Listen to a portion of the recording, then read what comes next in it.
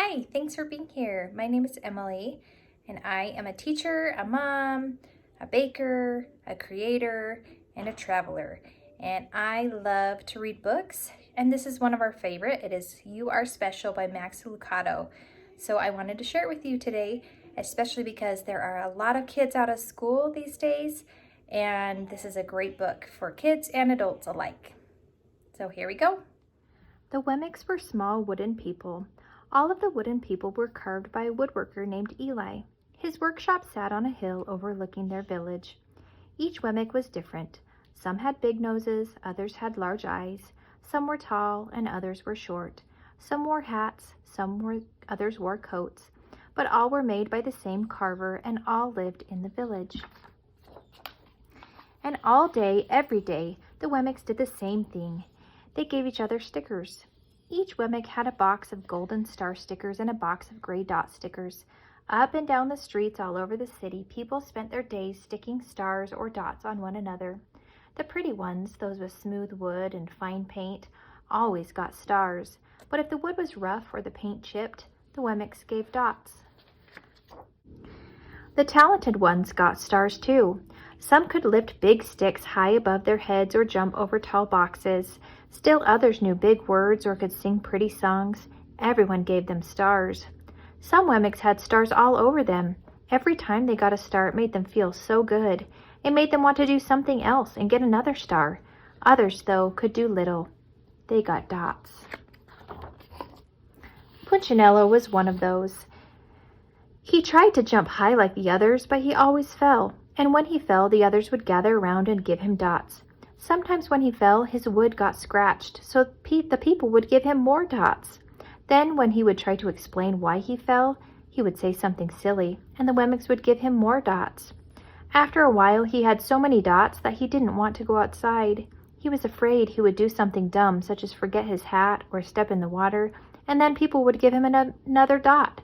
In fact, he had so many gray dots that some people would come up and give him one for no reason at all.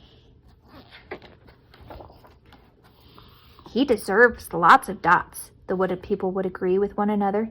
He's not a good wooden person. After a while, Punchinello believed them.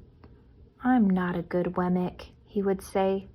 The few times he went outside, he hung around other wemmicks who had a lot of dots. He felt better around them. One day he met a wemmick who was unlike any he'd ever met. She had no dots or stars. She was just wooden. Her name was Lucia. It wasn't that people didn't try to give her stickers. It's just that the stickers didn't stick.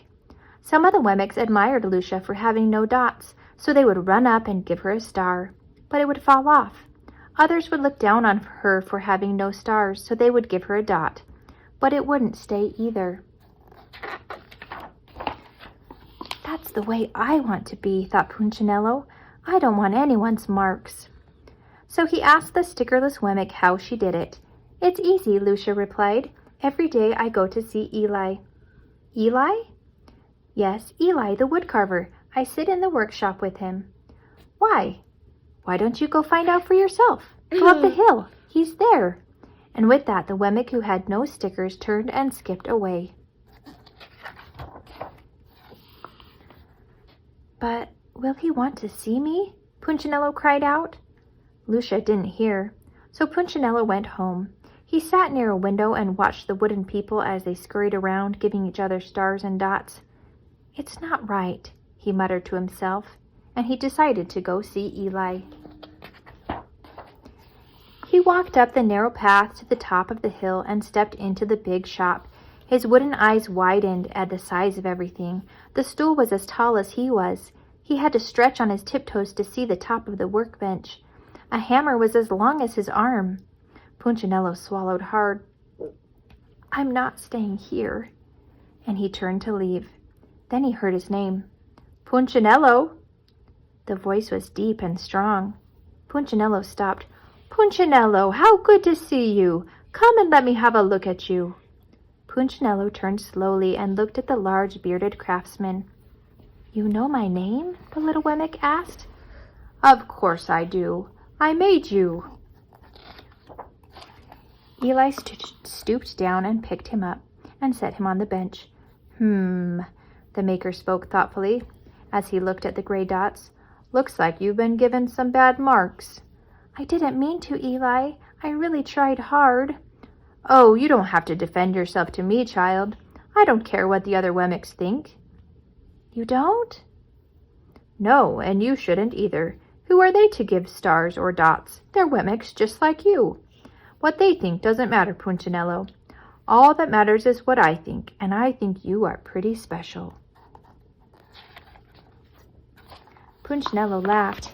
Me? Special? Why? I can't walk fast. I can't jump. My paint is peeling. Why do I matter to you? Eli looked at Punchinello, put his hands on those small wooden shoulders, and spoke very slowly. Because you're mine. That's why you matter to me.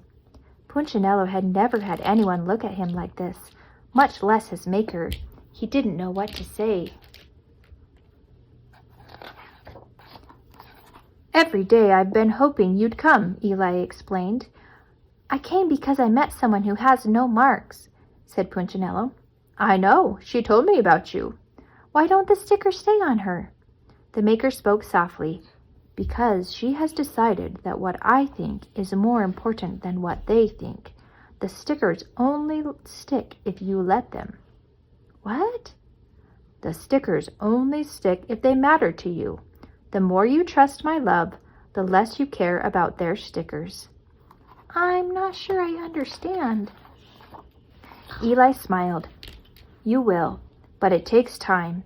You've got a lot of marks. For now, just come to see me every day and let me remind you how much I care. Eli lifted Punchinello off the bench and set him on the ground. Remember, Eli said as the wemmick walked out the door, you are special because I made you, and I don't make mistakes. Punchinello didn't stop, but in his heart he thought, I think he really means it. And when he did, a dot fell to the ground. I think that Eli is kind of like Heavenly Father, and the wemmicks are like people.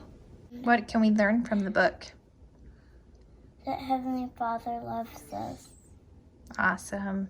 Good job. And He knows we are special. What do you think other kids could learn from this book? If you wanted to teach somebody about what this book means, what would you tell them?